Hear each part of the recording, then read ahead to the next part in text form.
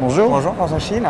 Bonjour à tous. Nous voici en direct de l'ESC 2017 à Barcelone afin de parler d'une étude qui était assez attendue de ce congrès, l'étude Compass.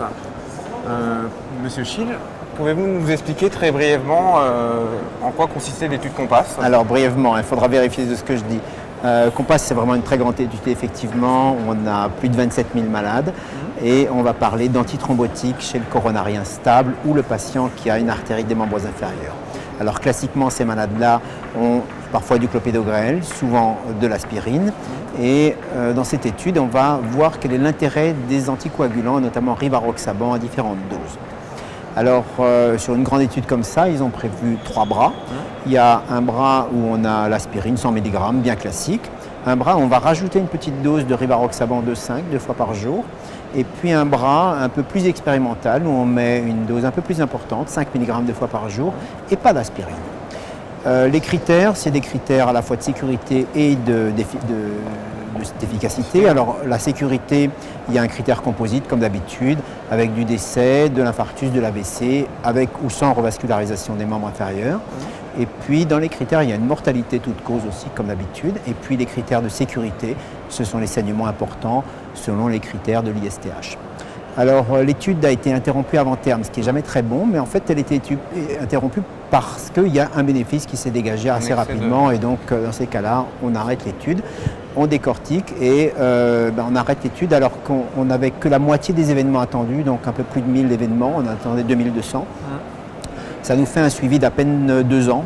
Donc c'est assez court et là on a déjà un très bon signal pour l'association rivaroxaban 2,5 2 fois avec aspirine versus aspirine. Alors effectivement on a une réduction des événements ischémiques, on a une réduction de mortalité totale. Alors bon, il y a des discussions statistiques, savoir si le petit p est suffisamment bas ou autre, mais bon clairement il y a un fort signal sur la mortalité, ce qui est toujours très bon. Et comme d'habitude, quand on rajoute un traitement antithrombotique, on a plus de saignements, ce qui n'est pas très bon. Alors là, en l'occurrence, c'est quand même 70% de saignements en plus. Alors le pourcentage relatif fait beaucoup, mais en critères combinés, on reste quand même sur quelque chose d'assez positif. Et sur la mortalité, qui est finalement le critère, eh bien, on a une réduction. L'autre bras, l'autre comparaison, c'est rivaroxaban seul versus aspirine. Pas terrible parce qu'on a une tendance. C'est une dose plus élevée, c'est ça? Oui, c'est une dose plus élevée et puis on a les saignements et puis on n'a pas la significativité. Alors là, on a probablement l'effet de l'arrêt précoce de l'étude et c'est vrai que ça c'est un peu dommage parce qu'on n'a pas vraiment cette réponse-là.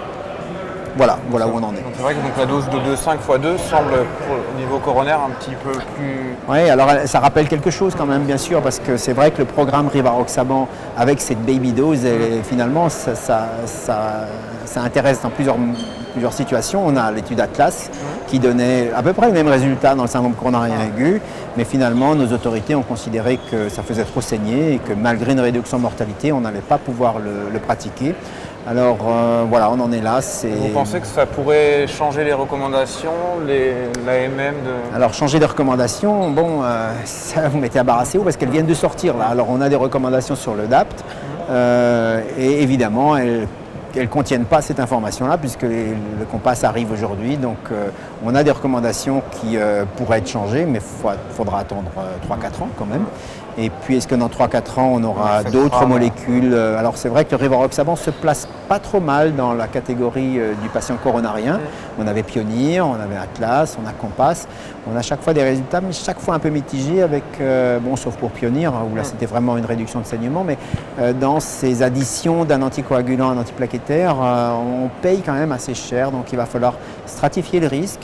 Et chez des patients à fort risque thrombotique, faible risque hémorragique, bon, c'est une solution. Est-ce qu'on l'aura en France? Je ne sais pas.